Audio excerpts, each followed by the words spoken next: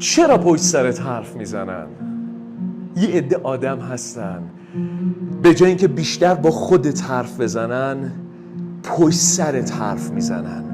اصلا نگران حرفاشون نباشی ها، به هیچ عنوان. میدونی چرا؟ چون چیزی که اونا راجع به تو میگن بازتاب درون خودشونه، نه اون چیزی که تو هستی. رفیق من، یه آدم حسابی واقعی اصلا وقت اینو نداره پشت سر تو حرف بزنه، وقت اینو نداره تو رو تخریب بکنه. پس اگر دیدی یه نفر خیلی پیگیرته، خیلی پشت سرت حرف میزنه، خیلی تخریبت میکنه، به آدم حسابی بودنش شک کن. یه عده آدم تو زندگیت هستن به شدت پیگیرتن اما اصلا از تو خوششون نمیاد، خیلی هم پشت سرت حرف میزنن.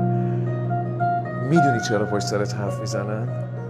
دو حالت داره: یا دوست دارن باهات باشن نمیتونن، یا دوست دارن جات باشن نمیتونن.